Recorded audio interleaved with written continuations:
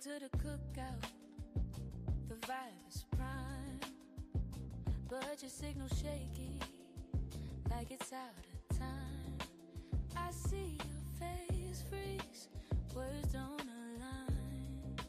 Pixelated dreams, you're stuck in the climb. Wild card waits with a patient grin, but your service stutters won't let you in. Your service is nervous, can't handle the stream, glitching through the moment like a broken dream. If you can't connect, then you're out of the scene. Your service is nervous, say goodbye to the team.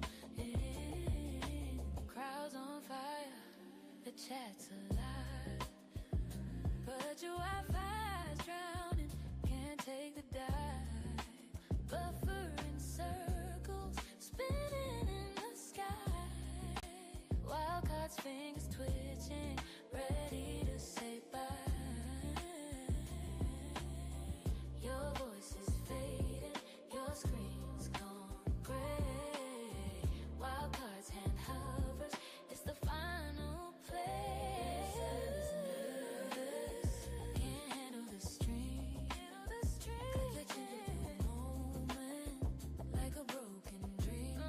If you can't connect, then you're out of the scene. Your service is nervous, say goodbye to the team. Say goodbye to the team.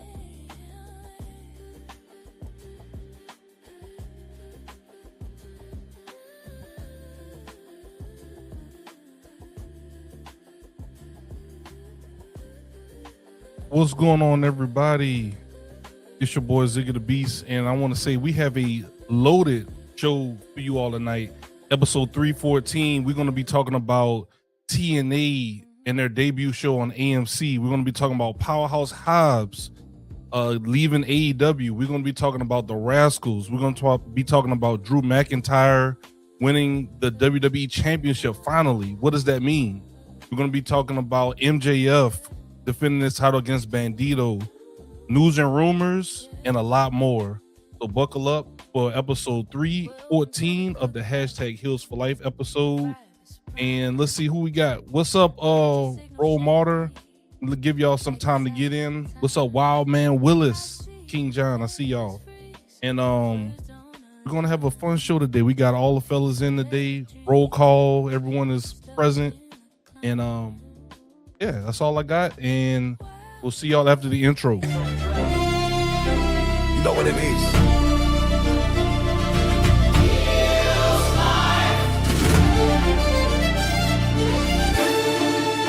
Turn it up. Let it bang. Hey. Ziggy the Beast on the track, you know what it is. From the Mid-South, all the way worldwide. We the voice of the heat, where the bad guys thrive. The enforcer in the cut, keep the story in line. DJ T.O. make it jump when he cut that spine. Wild card talk slick, got the takes on 10. Light skin gauge and bring the chaos in. Ziggy hit record, then the roof catch flame. Soon as you hear that drop, you remember the name. Heels4Lyfe, we don't play nice. Every hot take feel cold as ice. From the bell to the mic, we define that height. Turn it up, hit subscribe. It's Heels4Lyfe, Heels4Lyfe, where the legends ride. Every pop, every boot, we on that side. From the boost to the bites, we define that height. Turn it up, hit subscribe. It's Heels4Lyfe. Yeah.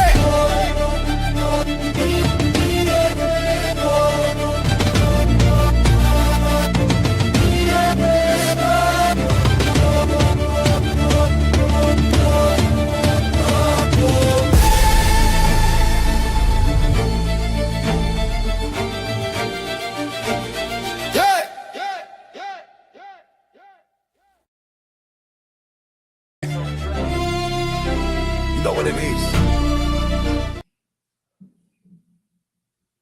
What's going on? What it is, what's happening, everybody? It's your boy Ziggy the Beast, and we are on episode 314 of the hashtag Heels4Lyfe, live from the Zamuna Studios.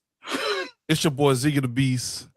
To my right, it's your boy Mid-South, light-skinned Gaijin right down here, and the enforcer, Antonio. How y'all doing, man? We here. We here. Yes. The unbothered wrestling fan. That's Unbothered. I'm I'm gonna have to unbothered. unpack that later on. Why you unbothered? But Yeah. what's going on, man? Before we get into it, just want to catch up with y'all boys. First time I've been able to chat with y'all this year on the panel. How's everybody? New Year's going so far? 2026. How we feeling? Great. Awesome. Like I said, man, I'll do the new year, new me, but I feel like some changes gonna happen. Some good changes. All right. What about you, light skin? How you feeling, bro?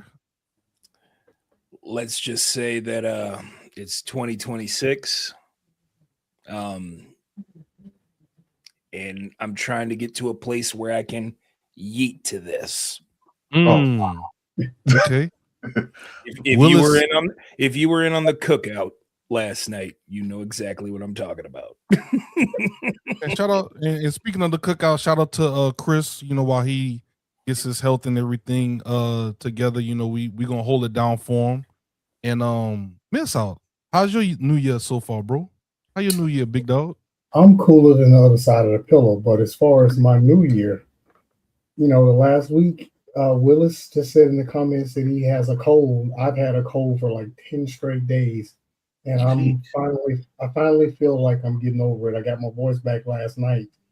It's still not 100%, but trust me, I sound a hell of a lot better than I did 3 days ago. Hey, well, glad that you're starting to feel a little better, man. Hopefully continue to get a little better, bro. But we got some wrestling to talk about, guys. Oh, yeah. We're gonna go ahead and jump right into the main event. Start off with the main topic that everybody want to talk about. Is this TNA going to AMC? What is y'all's thoughts on that? What are we to make of that? Is this a big deal? Is this something that we should be keeping an eye on? Like, what? Help me make a story of this. Like, what do y'all think is? Y'all go first. Yeah, what you got, light skin? I'll go first. Number one, I got home around 8:30 or so because it was snowing like crazy as I was getting off of work. But I turned it on, and honestly, the very first thing I see the Elegance crew, Ash by Elegance, and the rest of the peoples. They are up there doing their thing, and they debut Mr. Elegance, and I'm basically looking at like, what is this shit here? I basically said, screw this. I'm done with it.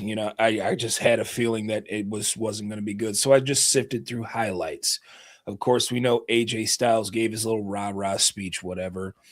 There were other things that were going on. Mike Santana ends up winning the TNA World title. But the one thing that really bothers me about this debut on AMC is the news that was going into it before the show even went on the air, is that several visas were not renewed or taken care of. So it left a lot of the TNA talent overseas stuck in their home countries. One in particular, that being Leon Slater, who is the X Division champion for TNA.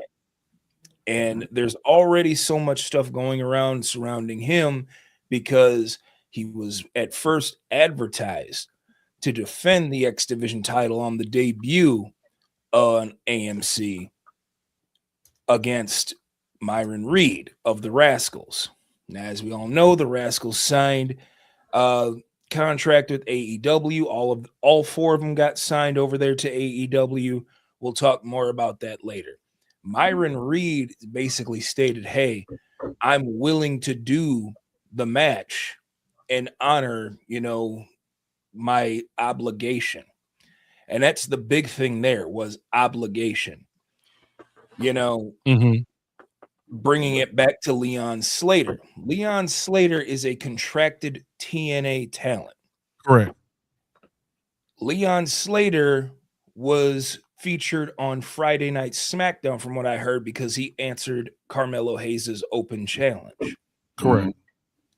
So this is the second time now that a TNA talent has had to basically drop everything that they had to do, because as we all know, Leon Slater had to basically cancel a show overseas. I believe it was for Rev Pro, or a show in the UK, a promotion in the UK that was booked in March the year earlier in the year.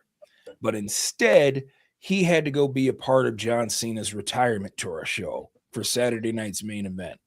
Albeit it was great, but he had to basically say, you know what, I'm over here. And my main point is this: why is it that WWE keeps big broing TNA out of their stars?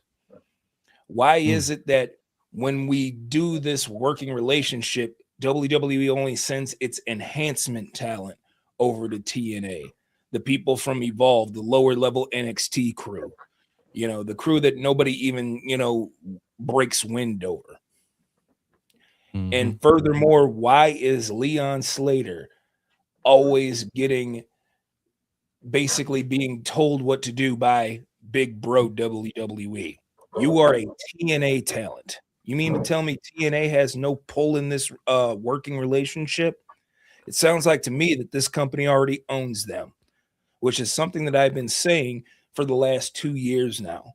To me, it seems like TNA has accepted the role of redheaded stepchild in a sense, or we are inferior to WWE. So any rub WWE can give us, or anything that WWE wants, it takes priority over ourselves. Because we put ourselves in this position, anything that WWE wants will only get more eyes on us. I think they've accepted that role of being number 2 to WWE when it comes to between those two. And that's the funny thing. They're not even number 2. So when you bring that's true. They're not even number 2. Technically, they're at least 3 next to NXT. They're number 2 in their eyes. In their eyes, number 2, according to Matt Hardy, who's over here fighting to be the bridesmaid or the silver medalist. But this, and Miss Saw, you probably can help me out. This ain't nothing new to me. This is a star. This is a super clash to me. And when I say super clash, it's like, oh, we're gonna work together, but hey, come here. Let me see. Let's talk about your contract situation and see if you know what I mean, Miss Saw, you know what I'm talking about, right? So, I mean, you know what I'm talking about. You in the AEW area, you know exactly what I'm talking about.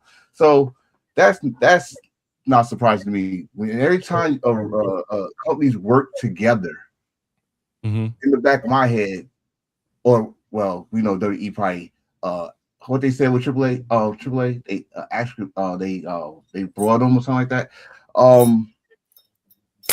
They are talking to the people that they could get. They already took Joe Henry. They already got Jordan Grace, because we all saw that come the first time she came to the Royal Rumble. Oh, she's gonna come to WWE soon, right? So now they got their claws or their teeth into Leon Slater, another young buck. Looks like they got Javon Evans. They teased us with that, and then all of this is affecting the big premiere. This was the big deal for a couple of weeks. Once we found out they were going to AMC, they had all the promotional pictures, and everybody that was in those promotional pictures don't work in TNA no more. And the first thing we saw was on Wednesday, somebody that we know as Jake something is now Jake Doyle. And then the ball start rolling. They went from Jake Doyle to the Rascalz, and now it's a visa issue. If you found out it wasn't a visa issue, you wanted Leon Slater for the European tour that y'all still over there doing, and he's a hot commodity over there. He's one of the youngest, hardest workers in the business right now, and you used him, which affected TNA's situation. Not only their premiere, but their pay-per-view, because he's supposed to defend his title, in a triple threat match against Moose and Cedric, which fucked with the whole plan. I did not watch Genesis. I don't know what happened in that match, so I can't talk about it. But the simple fact is, as Lightskin said earlier, they little bro them. They're like, listen, I know you wanted to go to the corner store and get you a bag of cheese doodles.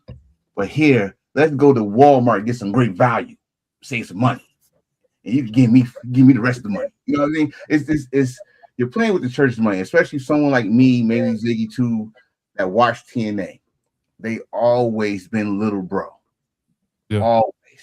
They always been little bro. They always come in and take their talent and then try to change them to make them look WWE official. The only reason AJ Styles was not WWE is because AJ Styles made himself a star, went to Japan, and y'all called him. He ain't called y'all. It's a situation that does, like right now, if we just go talk about TNA, the premiere show, I was highly disappointed. I was disappointed with the camera work. I was disappointed with the segments. Why you got a 2-hour show? It felt so WWE like to me. You got a 2-hour show and only 4 matches. And then the only thing that was good about that, again, we might say it was a raw speech, with this fact that AJ Styles came out. And the true place that he could say, I built this house, he could say that. You can't SmackDown, that's a good thing, but in TNA, he was the franchise. And the TNA title match. Yeah, it was a bumpy road there, but the right man won, who should never lost his title in the first place. And then another mistake.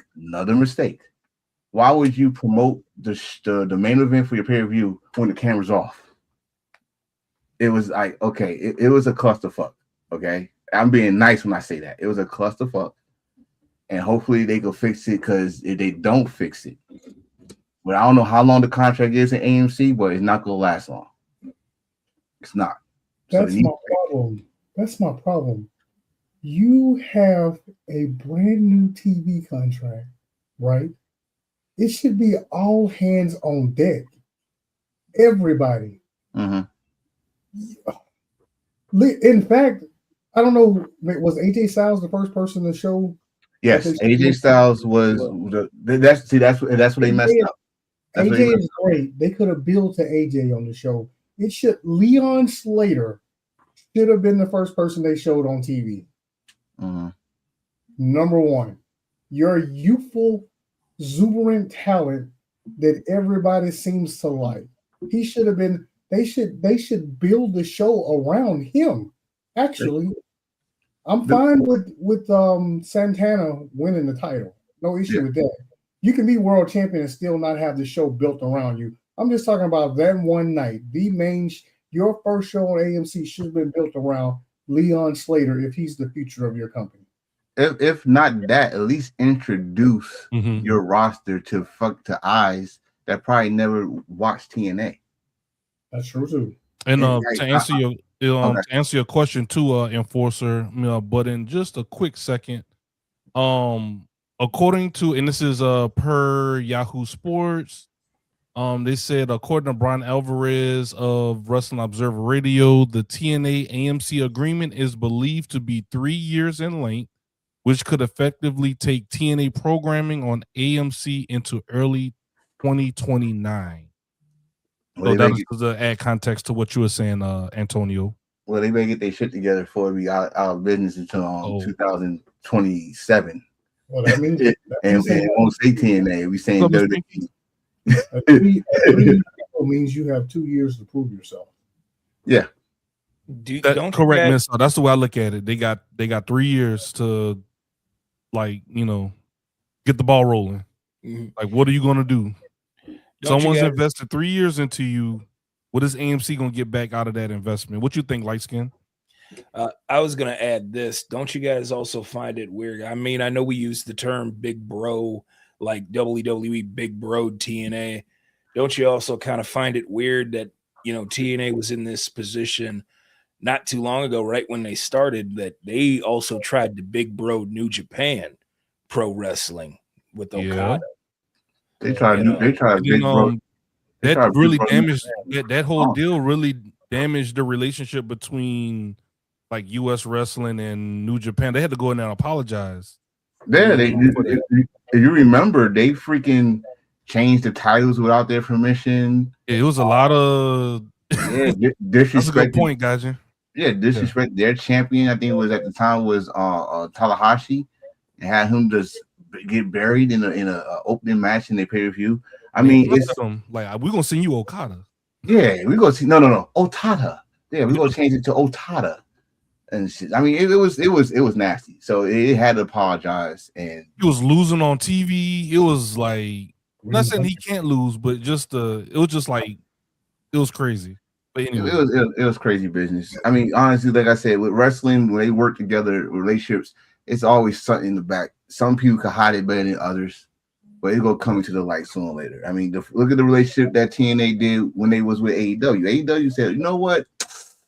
I see what's about to happen here. You know, here's your belt. Here's your belt. Christian, be the good guy, and you could go over there and do it because Kenny Omega's not losing on our watch. So you could go over there and lose the belt to them and stuff. Let's step away because I feel like something's about to happen. You know what I mean? So I mean, no disrespect to TNA. Y'all been around for a good 20, 25 years. On this way to 25 years. You found a way, y'all found a way to survive. I wish y'all nothing with the best because I watched y'all for a long time. And facts. But so TNA, I think y'all got the roster. I take the WWE guys out. Y'all got a pretty good damn roster. So see what y'all can do. But all this being happy to be trying to get a silver medal and like we're the number 2 company. I grew up in the era where every wrestling company said they the best. Every wrestling company said they the best. So be that. Facts miss out. So but I remember logging into TNA, or not logging, but watching TNA. You have the Fallen Angel Christopher Daniels versus Samoa Joe versus. That was just a regular day. That was just another Tuesday. Gail Kim and Awesome Kong main event. Bro. I'm putting that on my. We got to talk about throwback TNA. Division, Ultimate X, goddamn Abyss was another beast that I'm telling, bro. I'm telling you, though, TNA was very underrated, and everybody. And if y'all talk about how y'all talk about AEW now, you had to go back to how they talk about TNA back then. Like, oh, that's like a new WCW and all this shit. And it was mad. It was nothing compares to my favorite TNA match, which is what you brought up, Ziggy. Christopher Daniels versus Samoa Joe versus AJ Styles, Unbreakable 2005. Best damn triple threat match. Yeah, bro. Damn it. They had me watching Taryn Terrell. They had me watching Taryn Terrell matches. Yeah, she was actually a good champion there. Mm-hmm. So I mean, good luck to y'all. Bring that fire back, and let's see what happens, man. But that premiere was nasty. What was the trailer park? ODB. She's retiring this year too. She's retiring this year, so book her. Her now. Beautiful people. Bro, y'all can't tell me TNA didn't have bangers that the early 2000s. Bro, beautiful. I get hyped talking about throwback TNA. Like I said, people. He took the idea, gave who that Layla and Michelle McCool. Oh, Lay Cool. Yeah, people had the number 1 segment on the show every week. Facts. TNA had great wrestling. However, certain gimmicks like gimmick matches, that's what really ultimately turned me off. Mm-hmm. Like the Lockbox Challenge, if y'all remember that, where Tara's not only the Knockouts World Title was on the line, but also Tara's pet spider. Yeah. And when she got the lockbox for her pet spider, she realized, oh wait, I'm not the champion anymore. Yeah. Did they do the reverse battle royal too? Where you had the reverse battle royal? Oh my god! So, let me ask y'all something because maybe I'm the only one. Did y'all like the King of the Mountain match? The King of the Mountain, Jeff Jarrett. It was innovative for its time because it was a match that nobody had ever tried to do. I liked the innovation of it. Yeah. You know, it's pretty much if you think about it, it's also the premise for the Iron Survivor that NXT has. Because, I mean, think about it.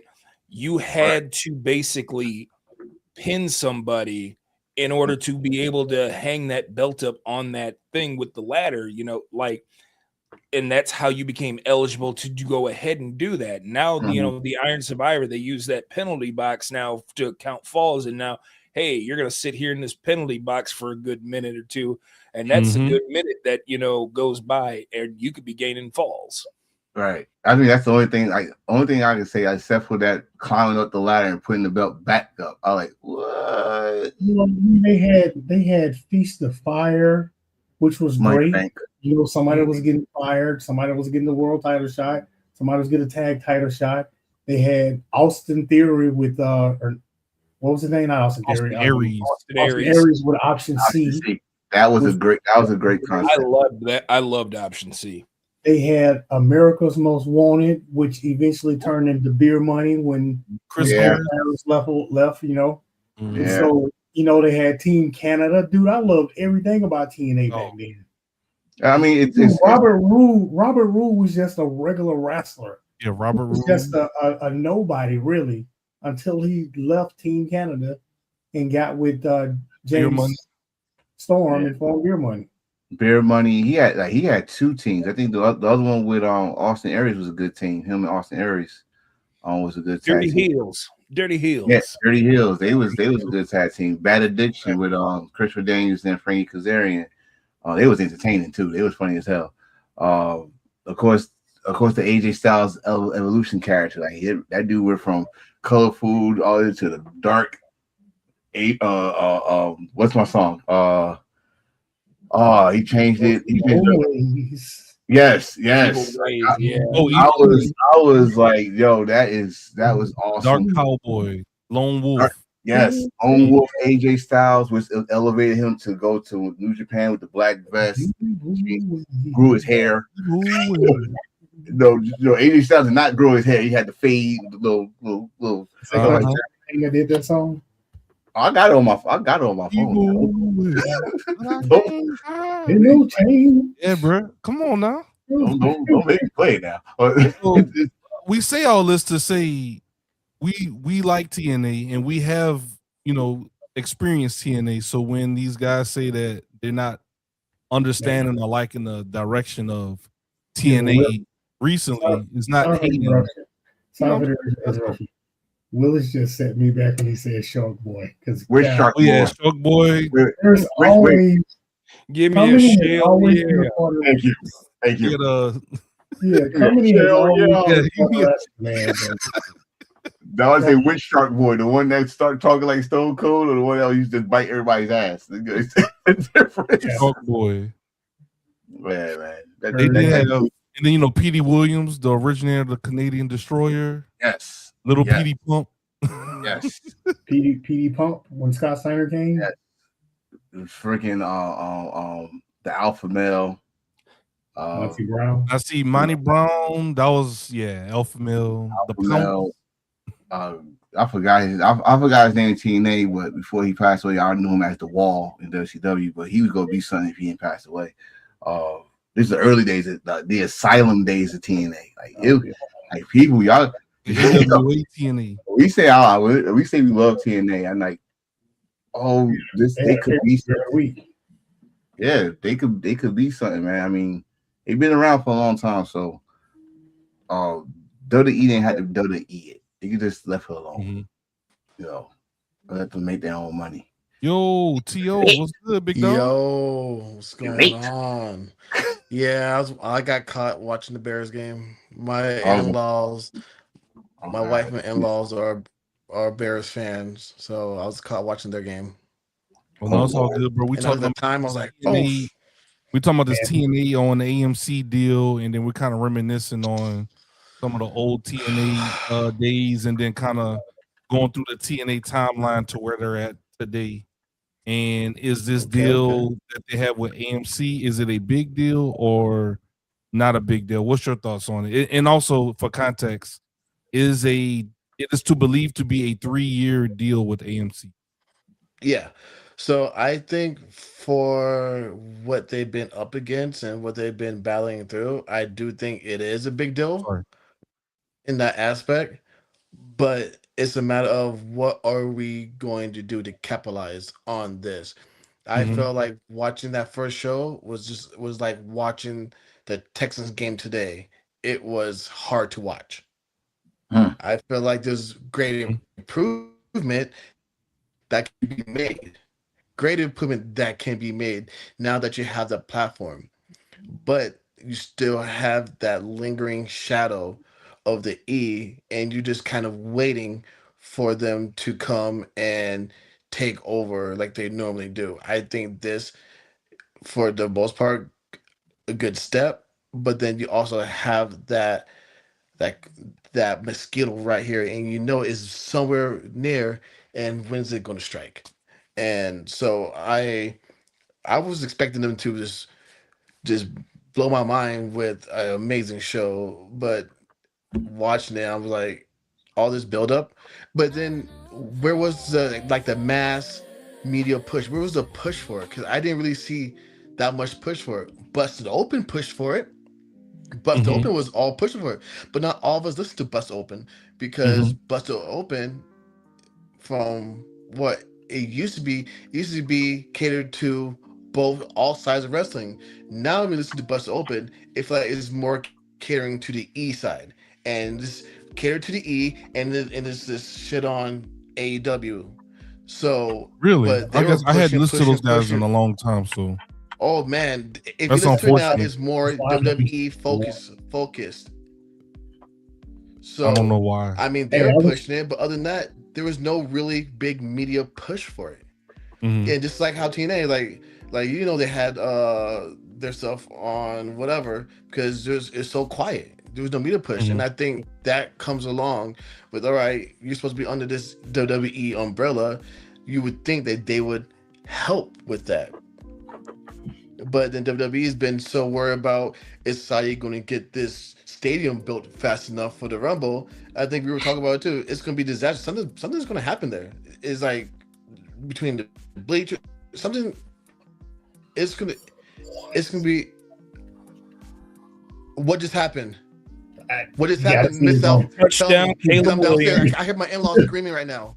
I hear my Hey, mother-in-law Touchdown, screaming. What Cole happened? Kmet. he drifted back like 15 yards and then just threw up a prayer and it fell right in and These commits fucking bears, bro. Wow. nobody Literally. around. No way. Cardiac bears, bro. No way. Oh, 18 I seconds heard my left. mother-in-law Right scream. now, So, but yeah, that's my take on it. I God would like to damn say, I it. know I missed the intro, but guys, it feels so good to be in the seat right now with you guys. Man, it Man, you feels missed good. it, man. I'll probably play it during the intermission, but we got us a new little intro. You know what I'm saying? We got a little Okay. little new swag going to the new year, but No, I miss being with you guys on Sundays. oh yeah, My job has taken the forefront of things. It's because I have a great job now. Like, hey seriously. man.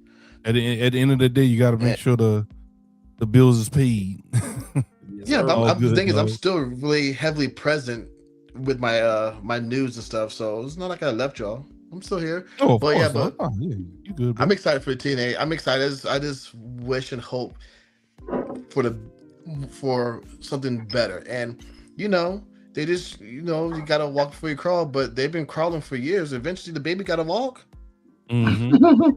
Eventually the child gotta walk, the child gotta talk. Well, they getting The speech breastfeed now, therapist for so that. Yeah. they getting Before we breastfeed now. So before we go They- into off the nipple, man. They're off the nipple.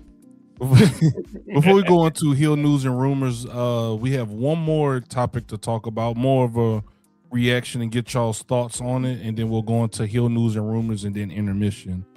Drew McIntyre won the WWE Championship from Cody Rhodes, the Coatster. What are your thoughts on this? Is this like, because we're already in WrestleMania season, is this a good thing? Like, what's your thoughts on Drew McIntyre winning it now? I mean, he's lost multiple world championship matches, and now WWE has finally given the belt to Drew McIntyre. Is this a good thing, or is it kind of like too little, too late? We don't really care about it. No, I care about it. Okay, I care about it. Like one, he held the belt down when the world, not just wrestling, but the world was at its lowest, and people forget that. Like the only thing people talk about when it comes to wrestling during that time was the goddamn bloodline. Granted, it was talked about for the first 2 years, but this dude changed his character. He's savage on the mic, savage on the social media. He was getting bored of Cody. Even Cody was getting bored of Cody. So it's about time. It's about time they pulled the trigger and gave him the right belt. Don't give him that world heavyweight title. Gave him the right belt, the WWE title. So I'm happy for Drew. My question is, how long he gonna hold it for? Because they've been teasing they teasing a rematch between Cody and Roman again. I don't want to see it, but it's gonna be a reverse, supposedly. Supposedly now Cody's gonna be the heel, Roman gonna be the face. Or is they gonna find a way to get somebody else involved? Are we gonna see a Randy Orton Drew match or something like that? It's so many options. The question is how long he gonna have it. He gonna have it to WrestleMania? Is he gonna lose it to Saudi, to Sammy? You gotta make their people over there happy. It's so many things that WWE could do and don't fuck up, but we know the history of WWE. So let's just enjoy the moment. Congratulations to Drew McIntyre. It's about damn time, and that's all that really matters. It's about damn time, and they did it right too. They did it right because WWE cannot do a straight up freaking match. They gotta do shenanigans. But this one would actually make sense because Jacob got involved. So it left me thinking. So was it Drew that fucked up, or was it Cody? Because you beat up both of them. So again, I liked it. I gotta give them their credit. I liked it. So congratulations, Drew.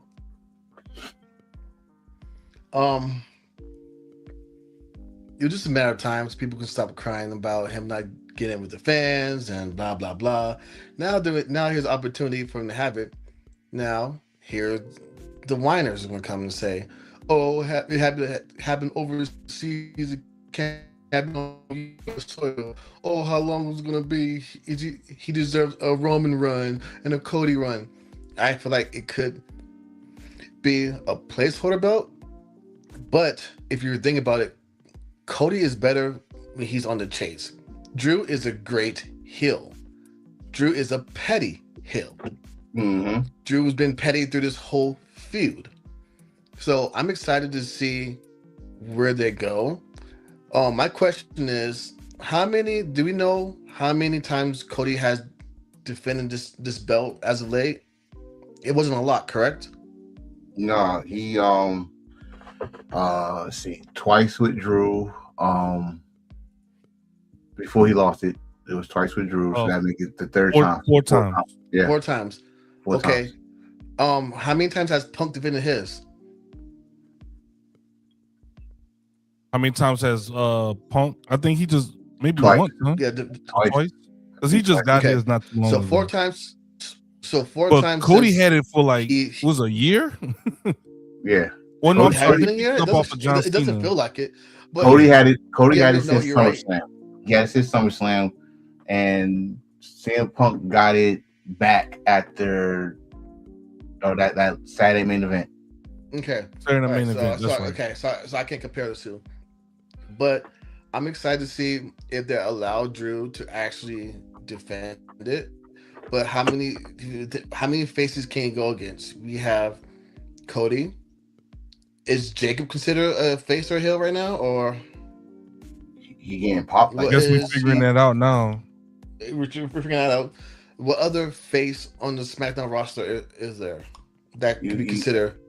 Sammy, Randy, Sammy. By God, if I don't want to see it, Priest. Yeah, I don't want to see it, but Priest. Okay, so. All right, so we have a good hand. I think we have more faces on SmackDown than we do on Raw. That's just crazy. Mm-hmm. But I'm excited to see where it goes. after this segment, something happened. Like a comment was made on the cookout that I kind of want to float to you guys, and I was kind of do my own conspiracy theory type of thing. I mean, it might be a hot take, but I was just throwing caution to the wind. So maybe we could get to that quick little take. I know. Light skin was a part of that conversation, so I kind of want to revisit it. Okay. Melissa, what you got? Number one. Oh, go ahead, bro. Well, first off, I didn't watch, Drew win the title. I heard about it. I understand why he won it. They're overseas in Europe. They're in that area, so of course, putting the title on Drew McIntyre is going to get people talking about it. Whatever, that's fine. However, I only think that this title reign is not going to last long, and I know a lot of people are going to get upset with me about it, but at the same time, this is just going to be a placeholder championship for Drew McIntyre, because we all know that WWE is going to WWE it. They want to go ahead and do Cody versus Roman 3, because that's what they're always pointing to. I hope not. So I'm sorry for those of you who think, we're going to get something special. You're not. You're not going to get anything special. They're going to go ahead and give you a rerun of what they've been doing the last 3 to 4 years. It is Roman versus Cody 3, so get used to it. And I just said that. for the belt, Gaijin? For the belt. So expect Cody to win it back. Expect Cody to turn heel. They're going to do the flip. Roman's the babyface. Cody's the heel. I'm sure everybody's going to be excited that Cody's going to be a heel, but it's not going to be indie heel Cody that everybody thinks they're going to get. It's going to be a watered down Homelander, and I don't care what your thoughts are about that. Now, we had this discussion about how many times did Cody defend the belt when he had it for the 159 days when he won it at SummerSlam. He defended it 4 times. Can put it on the screen. Yeah, he defended it 4 times. He defended it 4 times. Since Punk has had his belt, he's defended it once. And he won that belt back in November? Is that the new thing now? Like less title reigns, doing the title reigns, less title defenses? Because less is more. Less is really, because I can remember when you had to defend your belt within 30 days. Now that's what I grew up in. You had to drop it if you couldn't. Now, see, we're talking now. We're talking about the actual championship. Any championship was supposed to be defended. Correct. All championships. Yeah, all championships. Mm-hmm. So, remember, we came to the day where fucking titles defenses get damn near on TV most of the time for free. You know what I mean? But now people got an itch for long title reigns and stuff. But y'all forgot, y'all the most impatient fan group or community or fandom there is. Like, I mean, for example, and someone could back me up on this one. Okada had a damn title for 700 days, and the Japanese people lost patience. They start booing him and prayed for someone to beat him. So the Japanese fan base lost their patience. Wrestling fans, holy crap, speed that up. But you also have to remember, those Japanese fans were very heavy into Tanahashi and not Okada. Yeah, I don't think they wanted to see him defeat the defense record the way that he did. And then you saw what happened when Kenny beat him. They you know what I mean? So this is now we need a long title reign, because back in the day it was hot potato. Now everybody love the long title reign, but then if you gonna have a long title reign, you got to match the defenses. Well, we just had a damn champion for 4 years that had the title defense of only like 12. Okay, so that's like he defended the title 3 times a year. You know what I mean? It's the bad thing with those long title reigns is, like, what does the rest of your roster do when you put all that focus on one person? Exactly. T.O. Like, what do your roster do? You know, they do this, or they give you a cool entrance that you can just come back and run it back and do it for 20 minutes to get the fans all happy, or they could give you one one fucking word to say, and y'all dumbasses go and say, yeah, yeet, yeet, yeet, and y'all just do it. And y'all forget that there's a champion in the building that has to defend the belt in 2 or 3 months. In the future, I'm going to start doing my rant. Oh, good Lord. Coming soon.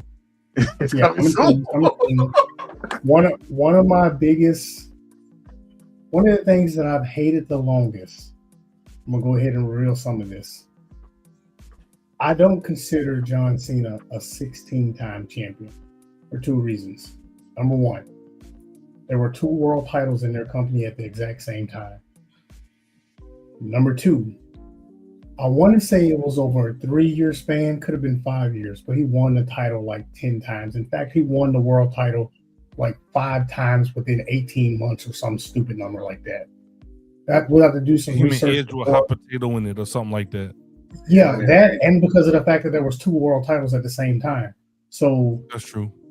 I just the length of title reigns, I don't care about that.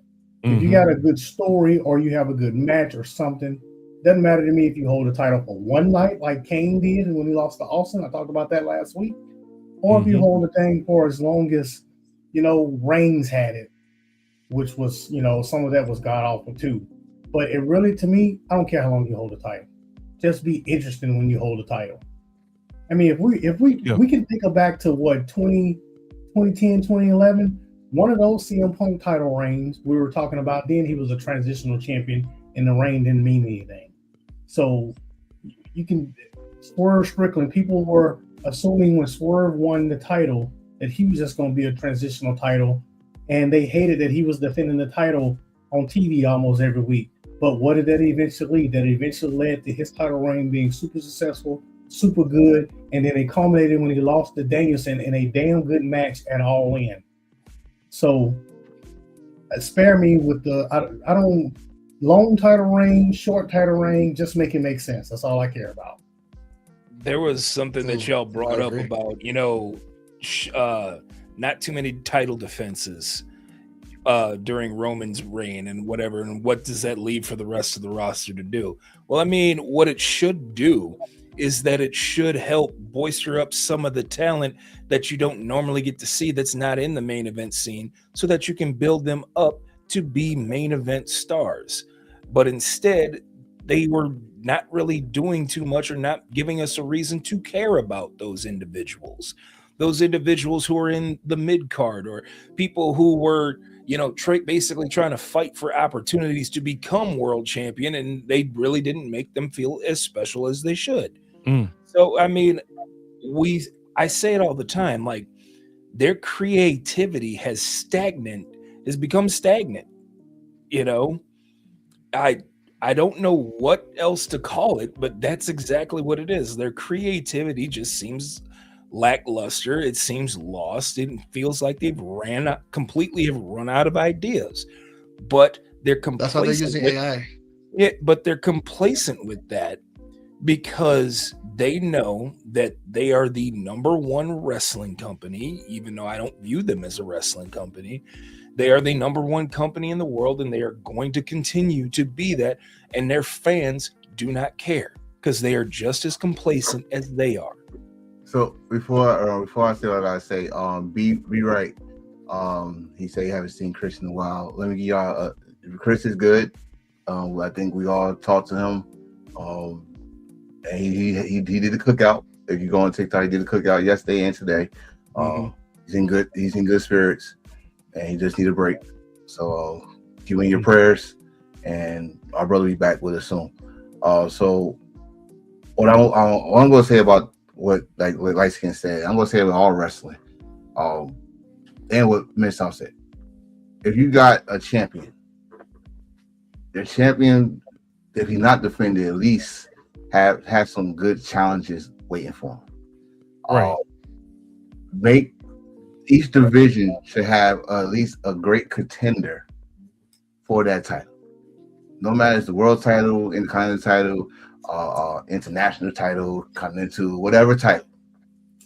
Mid-card tag team should have a great contender and should have a great story. It should be interesting. Okay.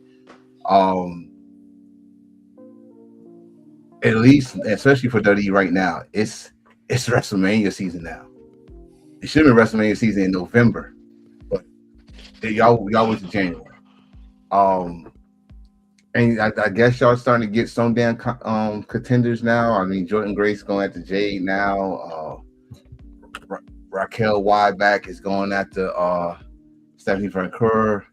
Y'all starting to get some contenders now. Let's make it interesting. Let's get these stories in here. I mean, wrestling period when it comes to belts, on title belts and the contenders, at least make it make sense. All right. Because sometimes y'all just throw darts and to the wall and just hopefully hit a perfect contender and don't make sense. Unlike, I gotta put the other company here, AEW. AEW had no contenders for the tag team titles. You know what they did? They said four people y'all gonna fight for it, earn it. It shocked the hell out of me who won it, right? So that's kind of what I was going with it. Even if you don't tell us, the assumption is every single wrestler on the roster wants to be the world champion. Even the tag wrestlers, they want to win the tag titles, but one of those tag teams could potentially, one of the people in the tag team could break out because he decides he wants to be the world champion.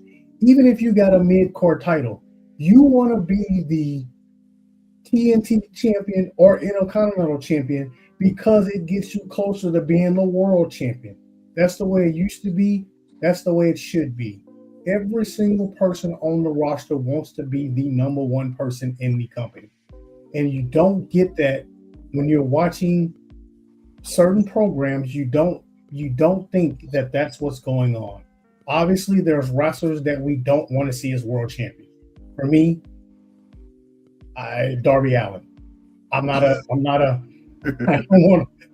want Darby Allin to be a world champion. I just don't. I love him, but I don't want him to be a world champion. Get him, Darby. Get him, Darby. Get him. But Darby should want to be the world champion.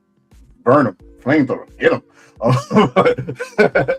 All right, so because I know we're gonna linger on this. I know we got more shit to do, but when I grew up, I knew that when you got any kind of title, you was next in line. When you got the United States title, that was always you are guaranteed no one contender to the world title.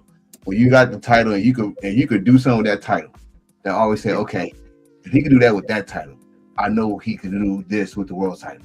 I like Bret Hart. Bret Hart was Intercontinental champion, had some great matches. They said, you know what? The crowd love him. He get a huge pop. He gets great matches at the Intercontinental title. Do you think he could do media? Because we go put the world title on him next. Something like that. Or with some people, they could go right past mid-card, and go for the world title. But what Rascalz just said, automatically I thought of Shawn Michaels. Automatically. Rockers was tag team. Shawn Michaels said, I want to be a single star. I think I could be a WWF champion. And he broke out. That's why they always compare who's the Murray Janae tag team. I hate to say that, but that's how everybody said. Who's the Murray Janae of this group? You know what I mean? Like Street Profits. Who's the Murray Janae of that group? Dawkins. You know what I mean? I'm going to say everybody said Dawkins because Montez Ford is the Shawn Michaels of that group. So that's. I mean, but I get it. If you in this business, you don't want to be number one. You're in the wrong business. Is he the Shawn Michaels? Can we break that down? I'm just saying what everybody else said. To be the Shawn Michaels. That's what I'm saying. I'm saying what everybody else said. Yeah. I don't know who the Shawn Michaels. I'm just saying.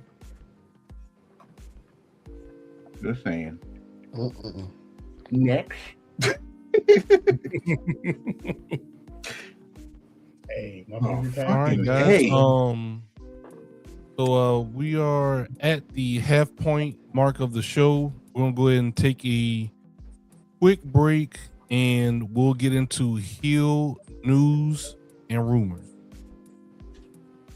What's going on, everybody? We're gonna take a quick break to hit that like button to cheer up this poor wrestling fan. In 3, 2, 1. Ta-da!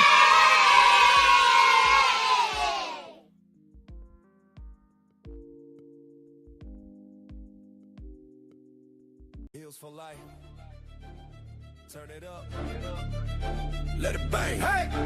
Ziggy the Beast on the track. You know what it is.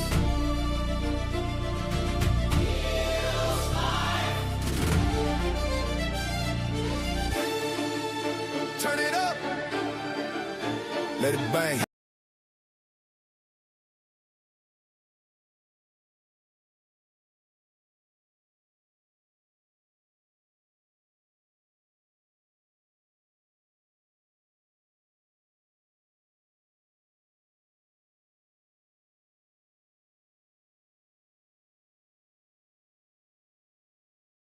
What's going on, everybody? We're going to take a quick break to hit that like button to cheer up this poor wrestling fan. In 3, 2, 1. This just a touch of imagination and storytelling, because every great day deserves a great story. This just a touch of imagination. Here it comes. Storytelling. Here it comes.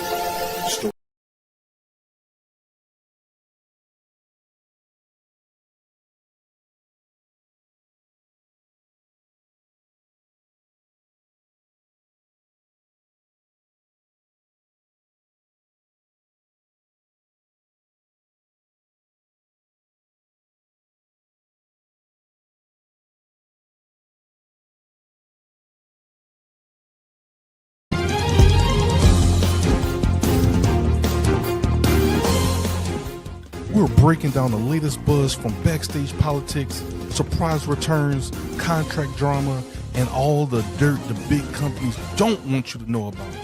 Whether it's AEW, WWE, New Japan Pro Wrestling, or any of your favorite indie scene companies, we've got the scoops, we've got the tea, and we might even have a wrestler to even talk about this. With a little bit of fantasy booking to spice things up. Grab your belts, lace up your boots, time to hit the ropes, because it's time for heel news and rumors.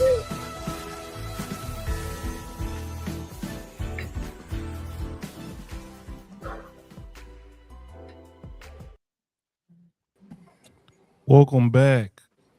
Welcome to Heel News and Rumors, where some things are news and some things are rumors. We just on what the IWC is talking about. That's the fun part of being in the IWC. We just talking. 2 truths and a lie. Exactly, T.O. 2 truths and a lie, dog.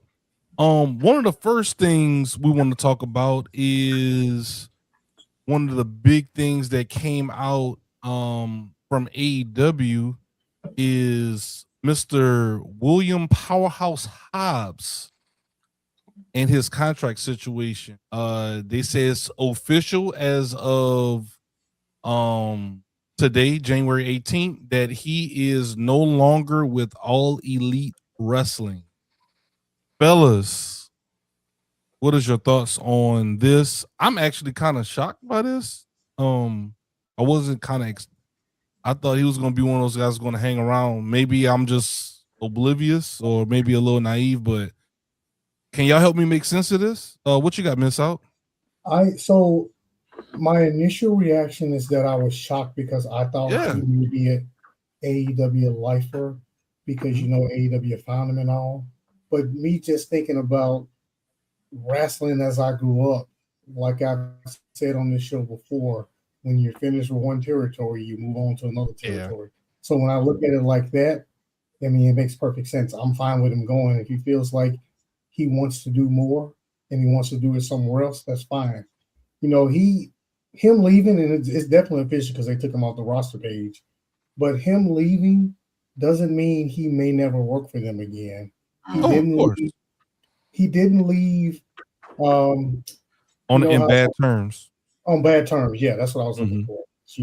Sometimes you leave a place and that's true too. Yeah, you ain't welcome back. But Tony Khan found Will Hobbs.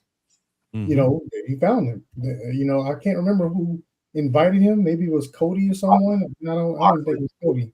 Moxley. Yeah. So his first taste of prime time, like he wasn't a He wasn't an extra on a WWE show or any of that He stuff. wasn't on the radar. No. He was found on AEW Dark. Or he was found wherever he was in Oakland and invited to AEW Dark. So he is a AEW original. And I may see his debut. I'll probably, and that'll probably be it because I don't watch that show. Anything that's over there, I just want to see. I may watch just to see him debut, but then that'll be it for me. So, is it confirmed that he's going to WWE? I don't think it's 100% confirmed that he's going there. Everybody is assuming that he is. I guess maybe they heard some stuff backstage, but he is officially off AEW's roster page. So, what if he goes to New Japan, miss out? That'd be kind of crazy. If he goes to New Japan, I'll keep watching him. Watch New Japan. I mean, but you know how I am. I ain't watching WWE. It's not about the wrestlers, it's just about the company. So it's just that's understood. Yeah, that's understood, bro. Yep. I'm not surprised. Once again, if y'all are coming in, we're talking about Will Hobbs leaving AEW. Light skin. What are your thoughts on this topic, sir? I too was shocked. I was expecting him to be, one of the next bigger things to come out of AEW, to be honest with you. I was looking forward to seeing him. He had a good run with the TNT title. It was fairly decent. He was doing good things here with the ops, but I felt like, I'm pretty sure he felt like he could have done more. So, as far as him going to WWE, hey, I wish you the very best. Hope everything works out for you. I don't know what exactly what your intentions are, what you think is going to happen when you get there, because I have all my, predetermined, opinion about what I think is going to happen to him. But hopefully those opinions pretty much are found to be untrue, and I hope he has nothing but the utmost success. Mm-hmm. So as far as I'm concerned, best of luck to Hobbs. Hopefully he does well wherever he's going. Yeah, shout out to Roll Martyr X. He said the same thing that Light Skin and Miss South are saying. They wish him the best. T.O., get on in here, bro. What you think of Powerhouse Hobbs leaving AEW on good terms, as it seems? You always want to make sure you leave on good terms. It's a good point. I feel that they really didn't have anything for him, and it showed. And I'm sorry if not you guys, but if the E cult feels like he's going to thrive there, I mean, you're wrong. And don't be shocked. Don't be surprised. I just feel like right now, it's just like any other sports athlete, they're chasing a bag. They're not chasing trying to get a world title or a championship. They're chasing a bag. But who am I to sit there and tell somebody how they should make their living? I'm a forklift operator, So, but I mean, he's an incredible wrestler. I enjoyed watching him, and as they say in the E, best of luck in your future endeavors. Stay away from Brock Lesnar. Oh boy. Yeah. Enforcer. Listen, I'm not sugarcoating shit. Will, me and you talk many times, so I ain't gonna sugarcoat shit. Your buddy's over there, Ricky's over there, your buddy Cody's over there, your homegirl Jay's over there. So let me just say this: don't go over there and do no fucking bullshit picture when you win an NXT title, and do the little petty shit. Look, we're over here. Don't do that. If he do show up at WWE, let's get ready for it. He's a traitor, stupid comments, or He came to the best. Let's not do that, but it's going to happen. My thing is, I'm not surprised at all because I like Miss South said earlier. I grew up at a time when people don't stay at the company, at one company. They go to other companies. Really for him is, if I could see Andrade come back to AEW, I know I could see Will Hobbs come back to AEW. He did good business with them. I'm not gonna agree with Light Skin say he had a good TNT title run, but but he was an important guy for the ops when Hook went down, and he looked comfortable there, and he made a name for himself in AEW. He did. No one knew who Hobbs was before AEW. I told him that in his face, like I didn't know who he was until AEW Dark, and you turned on Cody. Like now I'm interested. You know what I mean? So just like everybody else, when they go somewhere else, when they go to AEW, when they go to New Japan, I wish everybody the best of luck because again, 20 years ago, we didn't have these options. We have options. We had probably one or two, and then you had indies, and you was lucky to see those people if the indies was in your town. So wherever you go, just make sure you made the right decision for yourself, for your family, and make the best of it. If you go to WWE, don't be a yes man. You don't like something, but if you don't like something, you might be stuck in catering. All right, so be careful what you say no to, and bro. Like I said, prove all your doubters wrong. That's all you gotta do. Prove your doubters wrong. You might become a big star there, or wherever you go, and you might come back to AEW, be a bigger star. You come back to AEW. We don't know, but as of right now, when we got the news, and kind of crazy because, like I said, this past week was like crazy. That we got that news towards the end of the show. I think it was towards the end of Dynamite, and all hell broke loose because he's supposed to defend the title on Saturday. You all saw what happened there. And I knew his big ass was gonna get pinned, but that's a story. But Will Hobbs, man, from us to you, man, good luck. Be a star.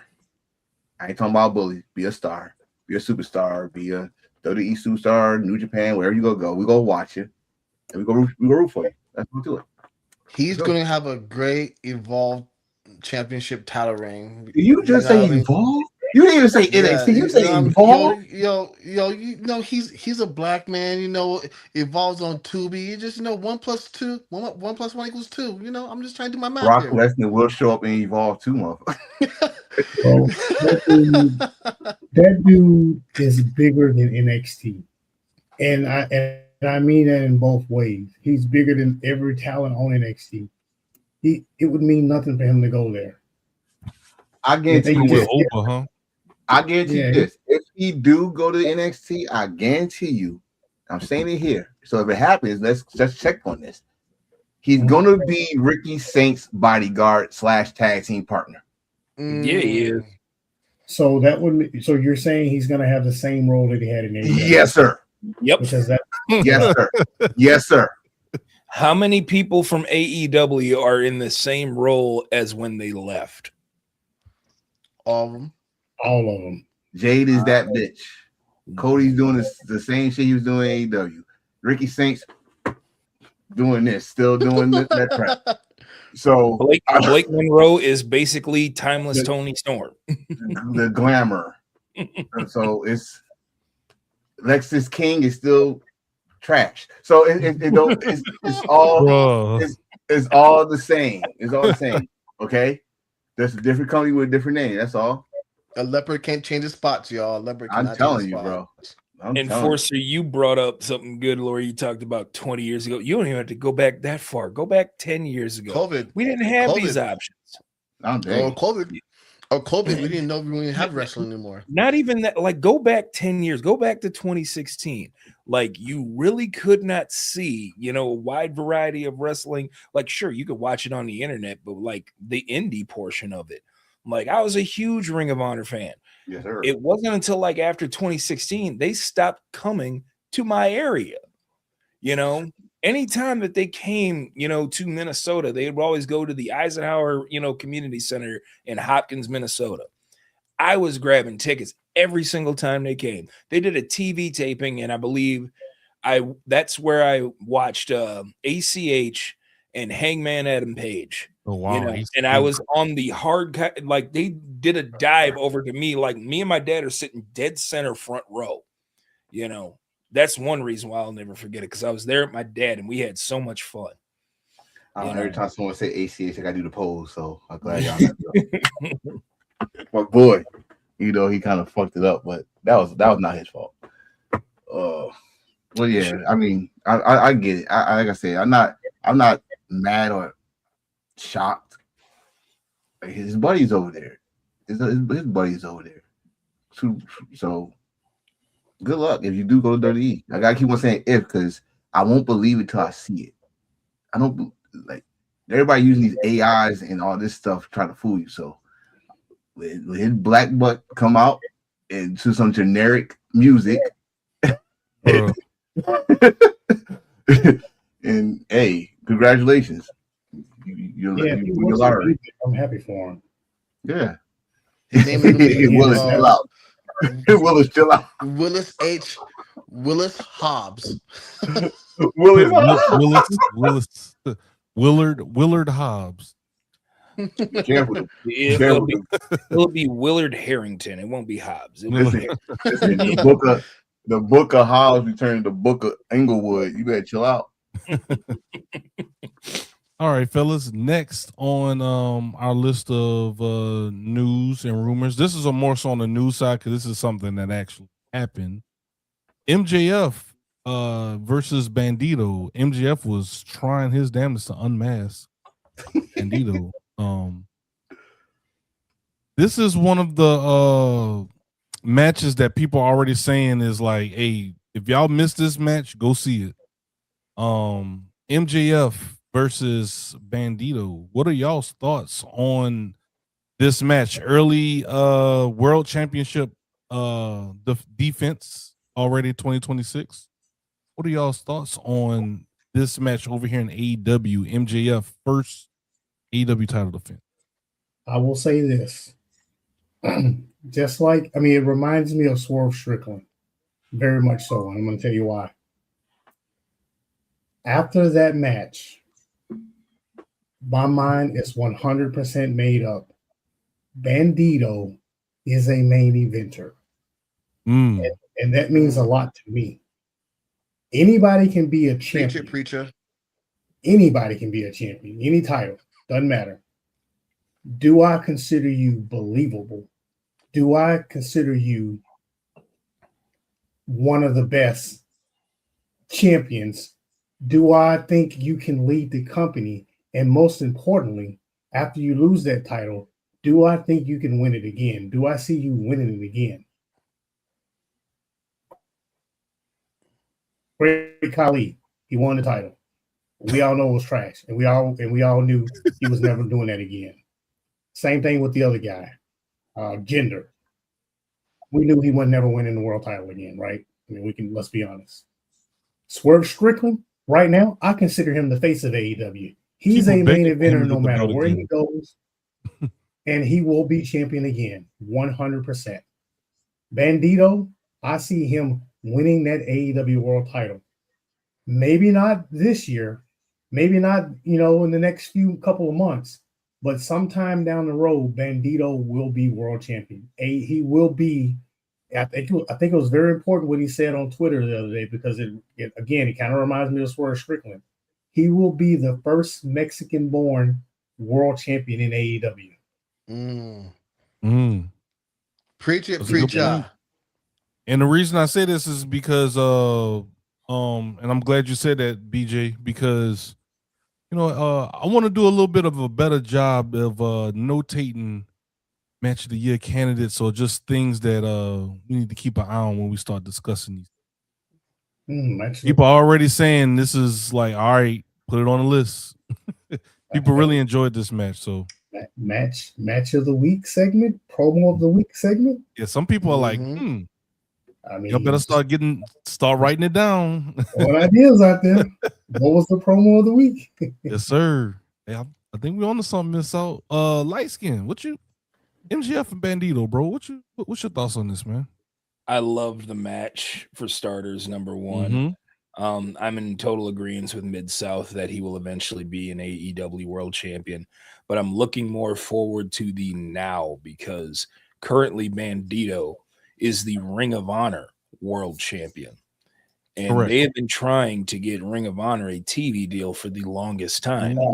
So I think this was just a way to showcase to any, television stations, channels, whatever, hey, if you put Ring of Honor on TV, this is what you're going to get. We have a phenomenal world champion in Bandido.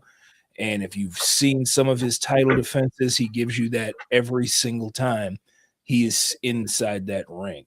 So I could possibly see that as, this match being the showcase for Ring of Honor and for Bandido being the Ring of Honor world champion. As far as the match itself, like I said, it was a phenomenal match. I've been watching it 2 or 3 times now, because it's on my DVR. Because it was just that good. This is something that AEW has been doing since last year, where we sit up here and we talk about, shows that were show of the year or match of the year, stuff like that. And they just keep one-upping themselves. You guys also got to remember, we are in January, and we're already talking about this being match of the year. We got a whole nother 11 months to get through. So I don't know what AEW has in store, but if they keep doing this, I'm excited.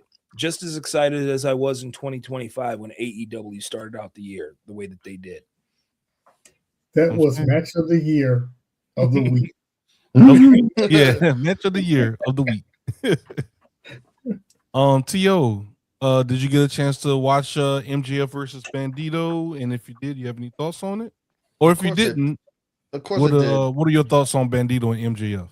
Maxwell Jacob Freeman is the King Midas of the wrestling industry right now. Everything this man touches is gold. I was cruising down the ICW streets and I saw an asinine comment where somebody said that MJF is the Temu version of The Miz. No, he is. Oh my God, the they Miz still on that?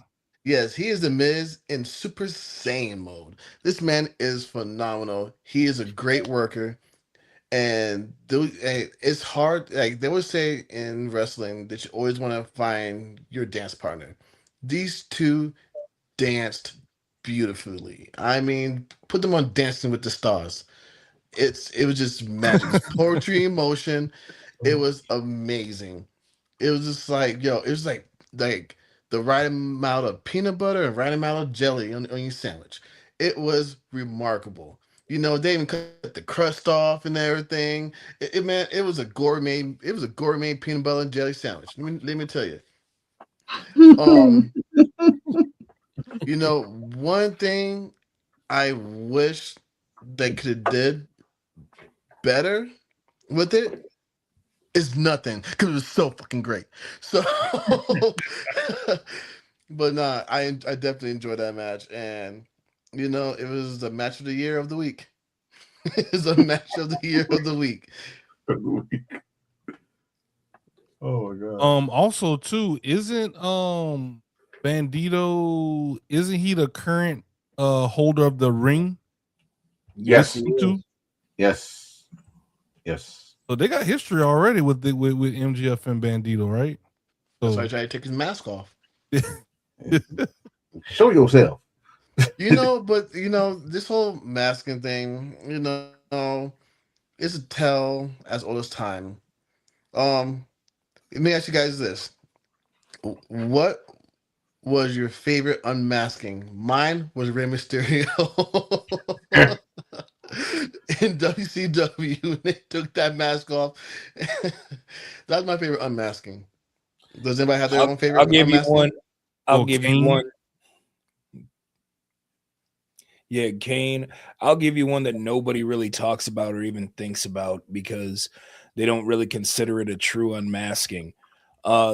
Slamboree 1998.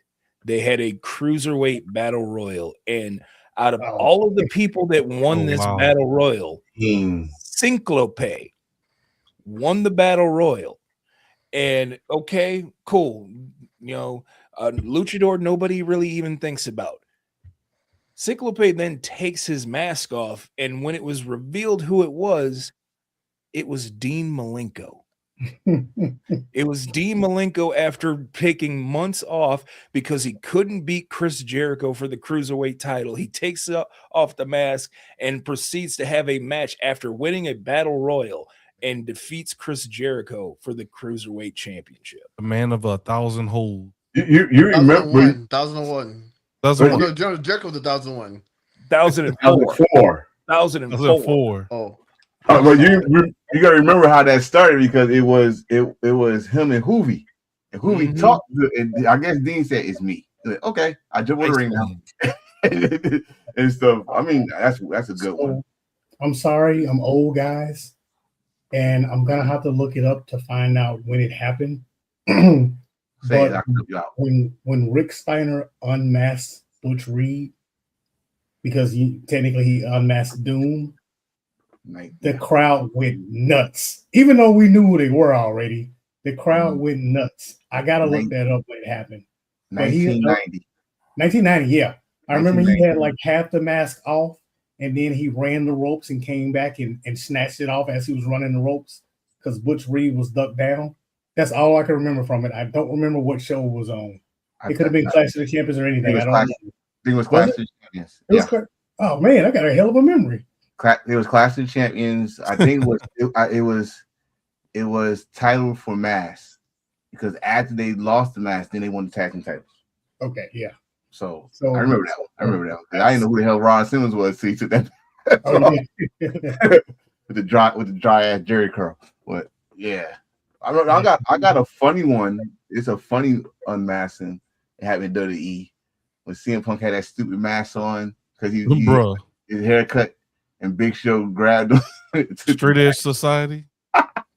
That's a funny one, but Kane is always my favorite.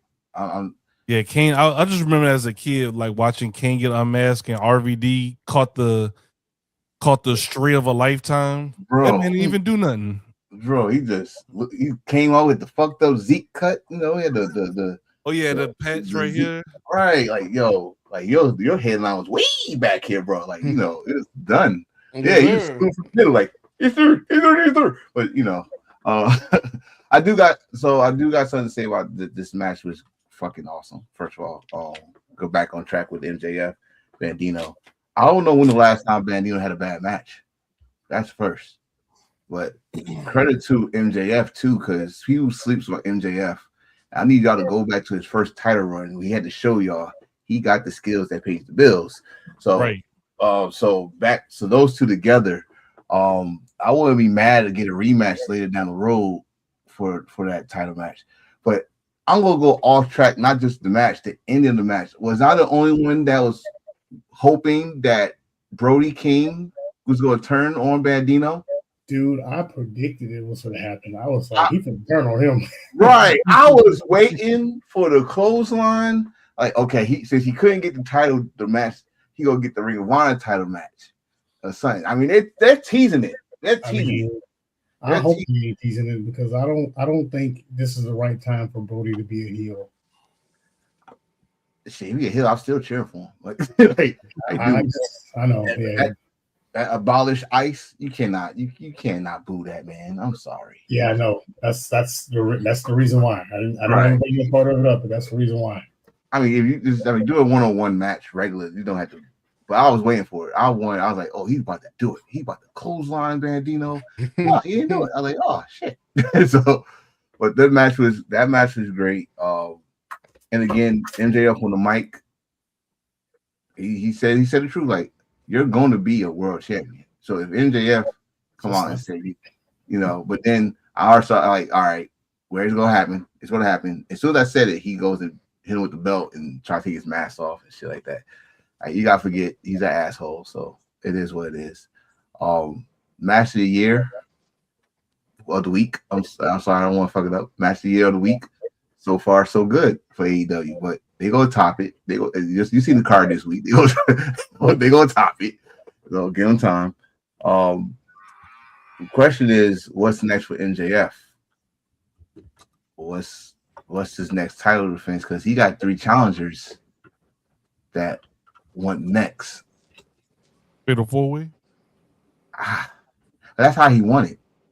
So I'm tired of seeing in 4 ways. Yeah, that's how he won it. I'm tired of gangbangs. Back to what we were talking about earlier, how wrestlers always got to have something to do, and how everybody should be going for the world title. It's new. It doesn't have to be a 4-way match, but they still need to have the same people going after him, even if they have to take turns. Right now, Swerve wants the title. Right now, Hangman wants the title. Right now, Samoa Joe wants his title back. Right now, Brody King wants to be champion still, even though Bandido had his shot and lost.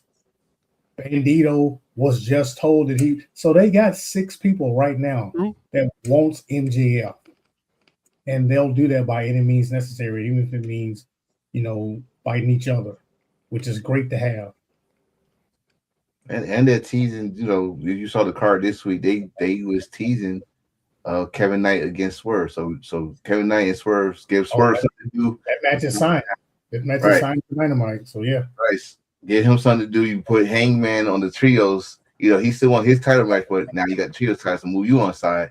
I wouldn't mind seeing MJF defend it against either Kenny or Samoa Joe, because you still got unfinished business with Samoa Joe. Like, you didn't beat him 1-on-1, you beat him in a fatal 4-way. So, then you got Kenny. He still got business. Willis brought up a good point, and I heard this on Busted Open. Darby. No. Do you guys feel that they downplayed Darby Allin? No, hear me out. Do you feel that they downplayed Darby Allin running the gauntlet with the Death Riders and beat every last one of them? And do you think they kind of just downplayed it where it should be a big deal? They burned the man. They burned the man damn near alive. They basically tried to kill the man. Let's be honest. He beat every last one of the Death Riders. I feel like they downplayed it. You said this man is like the face or one of the pillars, and y'all still treating him like the Brooklyn Brawler. They treated him like a damn crash test dummy. Can I go? Like Jeff Hardy. Oh shit. So peep this. Long-term storytelling, right? Stay with me. So Darby Allin, yes, they threw him downstairs. They did all kinds of crazy stuff to him. I don't care about that. That's happened to him since his time in AEW. MJF did it to him. Everybody did it to him. Here's the most important thing to me when it comes to Darby Allin. First of all, yes, he finally beat Pac, which means he finally beat the Death Riders. What are the Death Riders doing right now? They are about to start feuding with the Don Callis family. Why is that important? Because there are 5 Death Riders. How many people are in the Don Callis family? 30. 20. which means they are going to need some help. And who are they going to get the help from? I can almost guarantee you Darby Allin is going to reluctantly help the Death Riders. It's coming. And I can't believe Busted Open. Oh, well, I guess that's why I don't watch them anymore because their allegiances have changed. I don't know how that happened with Dave, but Darby Allin will be teaming with the Death Riders, and it's coming sooner rather than later. I can almost guarantee you that's going to happen. You heard it here first, folks. I heard it here Bookmark first. it, stamp it. If somebody else tries to say it, they stole it from us. Let us know. We'll file the police report. Listen, man. It's Darby Allin do that. I mean, it's straight up like wrestling. Like you see Swerve and Hangman fucking teaming up with each other and all of a sudden. So why not Darby join them? And reluctantly, shit. It's gonna be out of respect because one, you gotta remember also, Moxley wanted Darby to join him. Long-term storytelling. He was trying to recruit him. Yeah, he was trying to recruit him. So, I mean, I won't be surprised at that. And also remember this. This is the last thing I'm gonna say about it.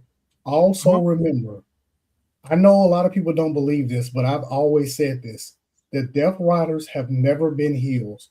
No matter what they do, all the heel tendencies that they've had, they have never actually been heels. They just wanted things done the right way, and that's it.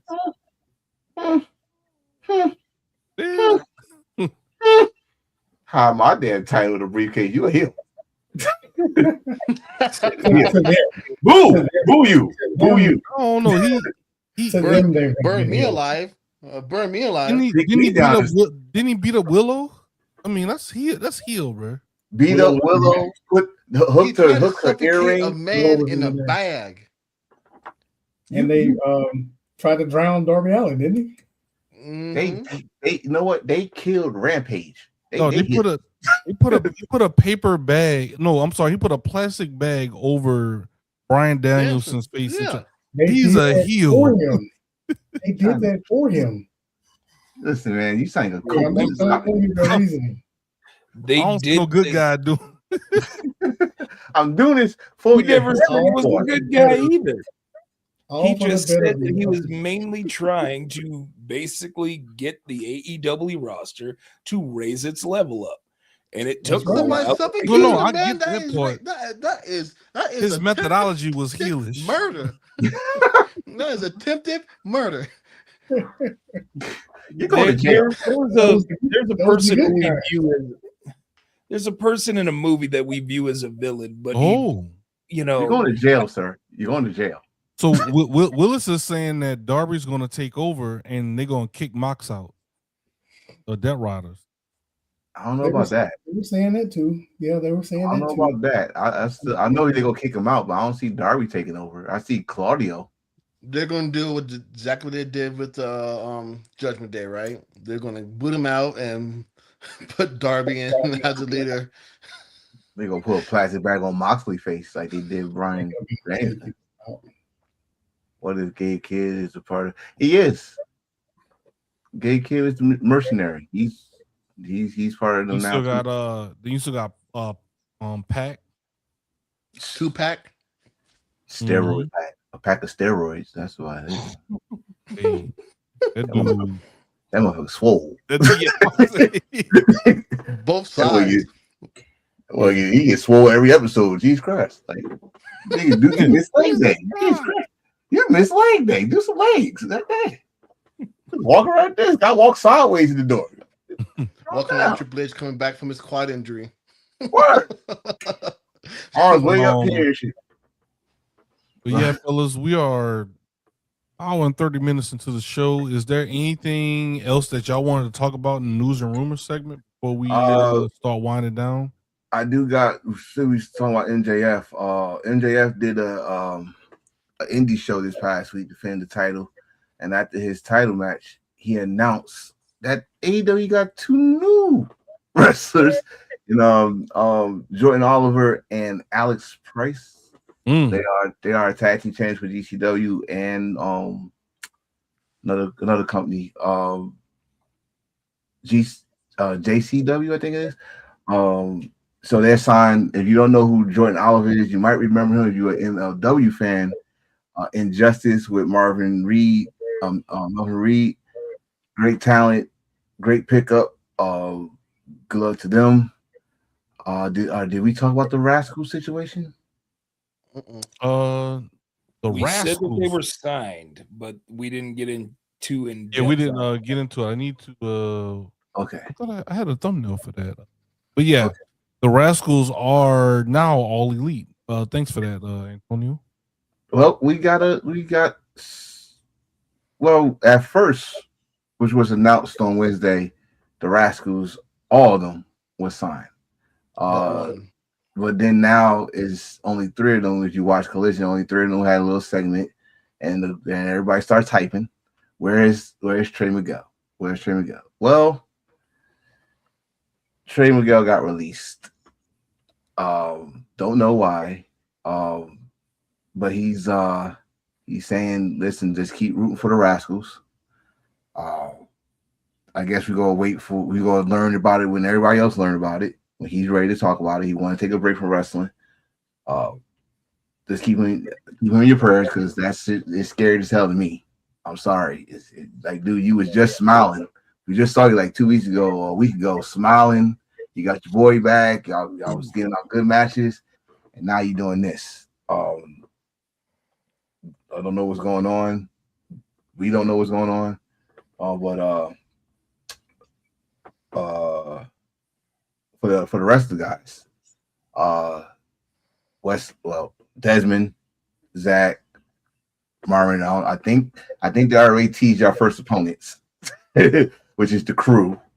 Good luck with that. You and Leo Rush and the Hoopty.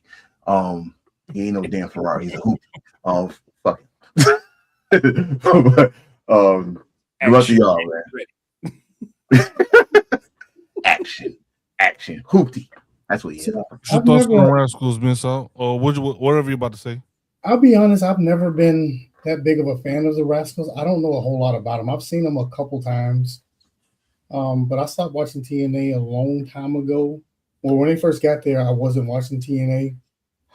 I started watching a little bit more, but hardly ever ran into them. So I've never actually seen them compete that much. In fact, I've seen Myron Reed on Indies more than I've seen any of them together.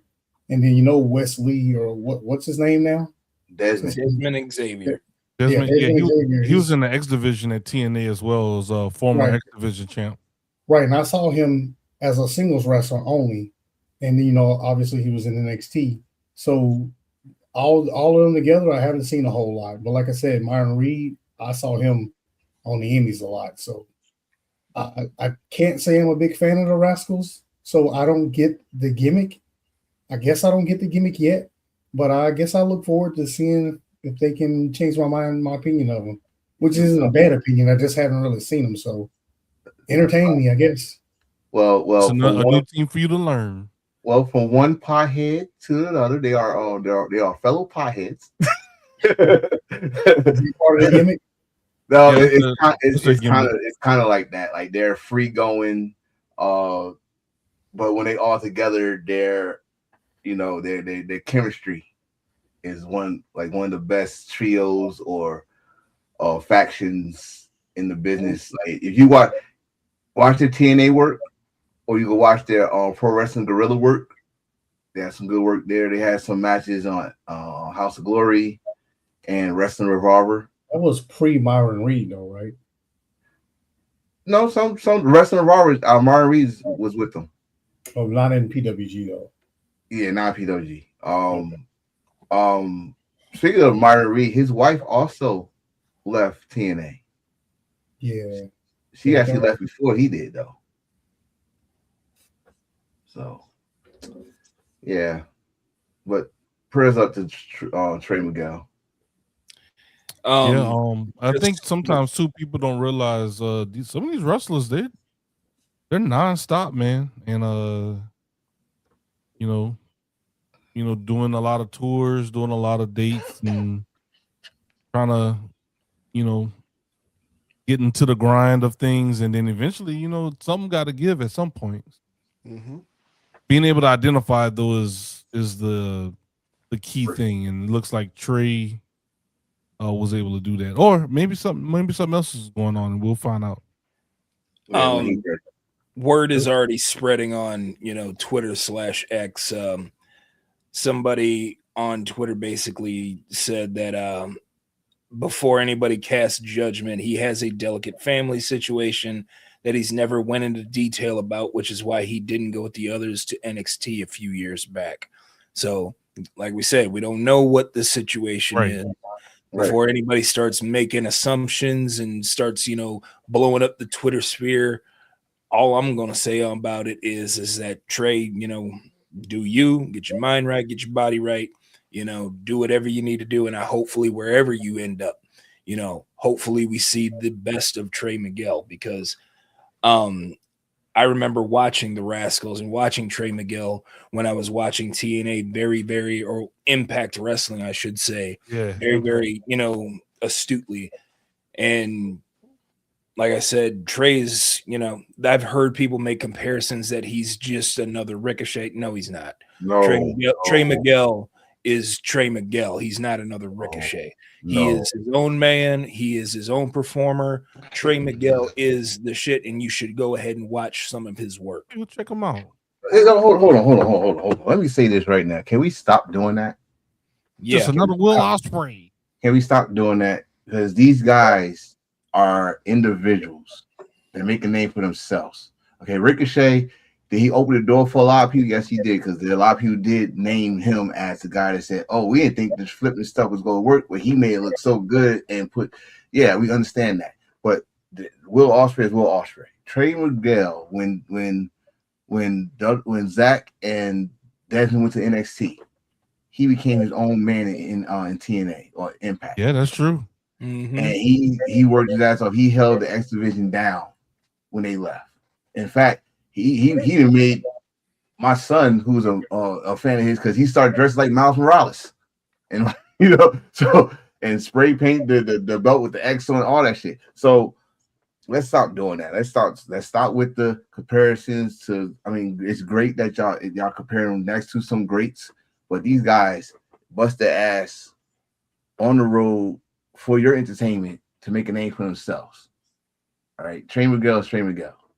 Point blank. He's not another Ricochet. I don't think no one could be another Ricochet at all. If you go back and look shit, no one. Oh, that boy. No one. I wanted to say it earlier, but I hate it when people compare MJF to Miz. Because the Miz cannot cut a promo like MJF. He can do a promo really well, but if they were standing in the ring right across from each other, he wouldn't be able to hang with MJF because MJF is off the cuff. I might disagree with you on that one if they let him loose. No, I'm sorry. I'm sorry. I see the same thing about like other people. Like once they get out that dirty thing and let them actually talk. So a lot of people, you'd be surprised, actually are good on the mic. So I think like he's good in that world. He's good in the dirty E world. That's right. But for the most part, everything that he does, it at least used to be scripted. So he knew what he was going to say before he said it. That's why I'm saying battling in the middle of the ring, going one-on-one with MJF in a promo, there's no proof that he can do that at all. Zero proof. So I don't think he's on MJ's level when it comes to that. And then inside the ring, he is nowhere near as good as MJF. So the comparison is literally just because they're both white and they're both roughly the same height and the same hair color. Even though if you really look at him, MJF is thicker than Miz. Miz got a dad bod. Yeah, because he's a dad. Dang. MJF works out constantly because dude don't have a kid. He got a wife now, but he don't have a kid. But my thing is, I would never compare wrestling skills with those two. That's not fair. Only time I can say Miz actually let loose without a script was Smack Talk, wherever that shit with him and Brian Dance. That's the only time. Best promo ever. That's the only time. We're talking about he has two great promos. Is that one and then the one he cut on Enzo. Yeah. Oh yeah. Those, but the one that on SmackDown, that was no script because he was waiting for Daniel to punch him in the face. That's what he said and stuff. But I think like I said earlier, you take this damn restriction off. I think a lot of people would probably change. Well, let's just stick with Miz. I think Miz would probably change your view on that. But I ain't gonna say I ain't saying he's gonna beat MJF with a promo battle. But I say he could hang with him for a while. He could hang with him until MJF will find something. I'll give him 16 bars. I'm gonna get 16 bars. So we used to say, I'll be honest. Let me back up here. CM Punk can cut a great promo. He can even do things off the cuff. But if let's just be real, when he stood across that ring from Eddie Kingston, he got ripped to shreds. Yep. Let's put this in perspective right here. Who you just said? Here we go. Eddie Kingston. You know how I feel about Eddie Kingston. Eddie Kingston don't know if he's doing a script or not. This dude think wrestling is real. and this He is said, I am wrestling in that yeah, program. right. This is his life. So what he says is true to him. That's why I say cutting a promo, great, but standing across that ring, going back and forth with somebody, totally different. Because I could tell you right now, CM Punk in AEW, when he did those promos, yeah, he lost that one. He damn near almost lost the one with MJF. I love the PG Punk. I love that line. I call him that shit now. PG Punk, hustle, loyalty, respect. I call him that shit now. But I mean, that's probably the one thing I do love about AEW. They do battles. They do promo battles in the ring. I ain't gonna say MJF is undefeated though, because I remember Ricky Starks killed him the first title reign. Maxi pad. He killed him on that one. So it's good. That's why I said outside of the E, people could go old school with it. They bring the people in without no script. Like, no, you don't have no script. They go do their own promo and see they could bring the asses to the seats. That was old school. There was no scripts back then. Come on. Ric Flair didn't. That was not scripted. That dude was acting crazy to get those seats in the building. Dusty Rhodes. I'm trying to think some more. Michael P.S. Hayes. You know, I could think of a lot. I'm just thinking NWA right now. So, but you know what I mean. So I think that's what they're doing in AEW. Let them do their promos freely. Yep. Since we're talking about since we were talking about things that we're tired of seeing when it came to the comparisons of wrestlers, let me get this off the chest, and you can call this the Book of Nardo segment right here. I'm tired of seeing pro wrestling fans go up in here and trying to big up, like we know the Royal Rumble is coming around. Stop trying to big up pro wrestlers that are nothing but an entrance. I'll give you an example. Kit Wilson. Really? Kit Wilson for the Royal Rumble? No. Trick Williams, again, nothing but an entrance? No. No. That's it. And when you think about it, like pretty much most of the wrestlers there in that company are nothing but entrances. But we see what happened last year when that happened. So yeah, won the world title and only held it for about a month. Oh, look, there you go. There you go, guys. That's exactly what I'm talking about. Tyrannosaurus Thunder said Kit Wilson needs to win the Royal Rumble. Toxic. You're toxic. That's why. Lacey is toxic. And the going to be toxic. What happened to his tag partner? 26. Oh, exactly. Remember, he had the next destroying this theory right now. No, nobody who is an entrance deserves to win the Royal Rumble. We proved that earlier with Jey Uso last year. Ain't Kit. Guys just said no, bro. I mean, you know what he got? We're gonna run it back this year. We're running it back. I can't yeet to this. Oh, that dude. Okay. No, we not. What happened to his so his tag partner broke his neck, you said? Yeah, he has a neck fusion. What was it? It's from Rich Holland. No, not like what's the team name? Not like him. Not like him. Which I need to GoFundMe. Pretty deadly. Pretty deadly. Pretty deadly. Yeah, he got a neck fusion surgery. He got hurt. Yeah. Oh. Yeah. So what? Why we want Kit Wilson to be in the Royal Rumble? I'm sorry. That's what one of our supporters said that he said that Kit Wilson for the Royal Rumble and that 2026 is the year of toxic masculinity and Kit Wilson. I think he's joking. I know. I don't think he's serious.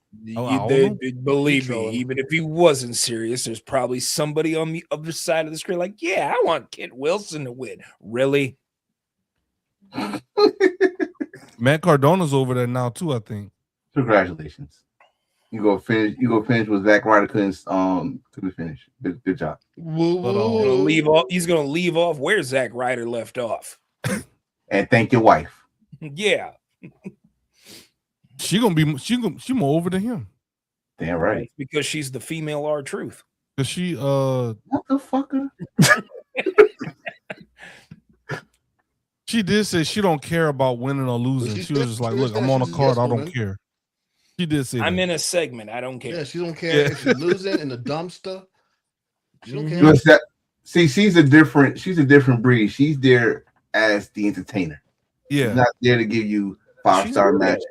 That's what she said she's there for. She said, so I'm there just to entertain. She said, shit. And she said, to be honest, she thinks she's in the wrong era. She thinks she would have drawn the Divas era. And I like, she's in the let's not bring that back either. Oh no. She's in a stable with Ethan Page, I think. Yeah, they the Mexican mixed champions or some shit like that. Okay. Yeah. But let's go ahead and get on to the final word. Y'all have any last thoughts before we end for the day? Go around the horn. What's up, Big South? It sounds like he's DJ. Man, what interesting week for wrestling and sports. Slow news week. Huh? Kind of a slow news week. It was. Yeah, it was. There's really nothing in the streets that I normally would find and tell y'all about. A lot of great matches, a lot of overseas stuff, getting ready for the Rumble. Not the fumble, No, the Royal Fumble. You had it right the first time. The Royal Fumble is crazy. The Royal Fumble. Hold on. You got the nerve to be in Colorado and say something about some damn fumble. You know you ain't shit. The Royal Fumble is crazy. The Royal Fumble. I hope nobody from Cleveland watches when we say y'all got that from T.O. first. If I hear anybody else say it. The Royal Fumble came from me. Sure. But yeah, no, I mean, like I said, enjoy what you enjoy, like what you like. If you don't like it, don't watch it. Don't cry about it. My wife and I always tell our kids, you get what you get and you don't complain. Yeah, all right. Get what you get. That's the cause that you were dealt. What you gonna do? Appreciate it. You gonna hit? You gonna stand? Double, split? What you gonna do? The unbothered enforcer. Yes. I'm very unbothered. Like, y'all wrestling fans, like I'm gonna be nice, but still unbothered. Listen, wrestling right now, we are in January. As earlier we said, we got 11 more months for great matches, great shows of whatever you like to be a great show. You are into Japanese wrestling, unlike Noah and New Japan. Like my friend up there is into Joshi. If you into those matches, enjoy. If you into Lucha Libre, enjoy. If you into some technical fucking wrestling and actually different variety of wrestling in one show, enjoy. If you into sports entertainment, enjoy. I don't know why y'all get so butthurt when someone disagree with you. You're gonna have people disagree with you. It's okay. It's okay. Wrestling has been around before all of us was born. And it's gonna be around after us, when that time comes. Enjoy it while you got it. That's all I'm gonna say. Enjoy it while it's still here, because you know who's in charge, and a pandemic might come out of nowhere out his ass. So enjoy this shit. We got good shows coming up. We got a good card on Wednesday. We got hopefully a good match on Monday with Finn against CM Punk. I said hopefully now. We We got some New Japan shows about to happen. So enjoy all that you're getting, all these options, all these opportunities to even get to know new wrestlers. Go educate yourself. There's other stars other than the ones you just know. It's other stars that's coming into your favorite shows. Get to know them. Get to learn about them because you're going to cheer for them sooner or later. I guarantee you. I'm done. Have a nice day. On the ball, out. Miss out the NWA. What you got, sir? I have absolutely nothing. It was a blast. Nothing. Huh. What are your Super Bowl predictions? Let's go with that. How dare you? Every team I wanted to win lost today. So I don't know who to root for now. Mm-hmm. I guess it's either going to be the Rams or the Broncos. I never liked the Patriots, so it won't be them. Actually, you know what? I take that back. Seattle. That's who I'm pulling for now. Ooh. Ever since Beastquake, I hate Seattle. Yeah, Hey. Seattle Patriots, get your revenge. I'm a Sam Darnold fan now. Yeah, there you go. At least for a little while. at least for 2 months. What you got, bro? First off, I went 25% on my picks. The only pick I had was Seattle that advanced. So when it comes down to it, and everything that happened, with especially the Bo Nix injury now, that we found I out. know. Oh, that was crazy. Yeah, such a I think we were talking about freak accidents and freak injuries before on a TikTok live not too long ago, and yeah, that's one freak accident that I don't think any of us ever expected. So when it comes to Super Bowl picks, I'm going Seattle and New England, and Seattle gets their revenge. What question? Did he really break his ankle on the kneel down? Yes, that's what Adam Schefter reported. Yeah. When it comes to my final word here, as a lot of y'all know, and I know Willis mentioned it in the comments, he told me, basically to be safe. Trust me, I'm doing my best to navigate through the chaos. What I really wanted to say about it, when it comes to life in general, whether it's pro wrestling or whether it's just your life in general, how you identify when it comes to being a wrestling fan, or how you identify with your politics, or how you identify as a person, is how you are going to be perceived. The question is, how do you want to be perceived when people bring up your name? How do you want to be remembered? This man starting the year off with heavy hitters. But all right, guys, that is the show. Episode 314. Y'all be safe out there. Drink some water. Some of y'all don't hydrate. Y'all need to go drink some water. Piss be the same color as our logo. Go drink some water. Good Lord. That's my word for 2020. Also, if you don't drink the water, at least wash your ass with it. Thank you. Pro wrestling touch some grass and wash your ass, because real wrestling fans wear deodorant. And also, did Miss Out spell plantar fasciitis?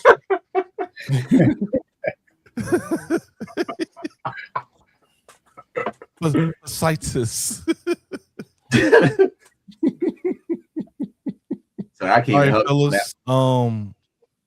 That's the show. Once again, that is Light Skin Gaijin, DJ Red Flags, Miss Out, and Force. I'm your boy Zig.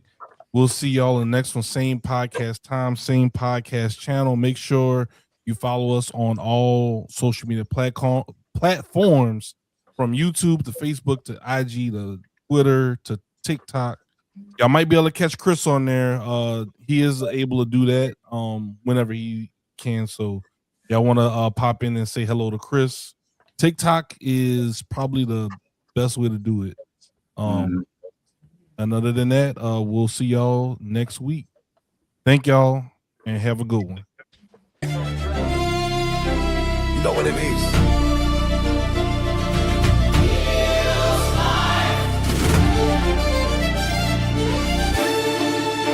Turn it up. Let it bang. Hey. Ziggy the Beast on the track, you know what it is. From the Mid-South, all the way worldwide. We the voice of the heat where the bad guys thrive. The enforcer in the cut, keep the story in line. DJ T.O. make it jump when he cut that spine. Wild card talk slick, got the takes on 10. Light skin gauge and bring the chaos in. Ziggy hit record, then the roof catch flame. Soon as you hear that drop, you remember the name. Heels for life, we don't play nice. Every hot take feel cold as ice. From the bell to the mic, we define that.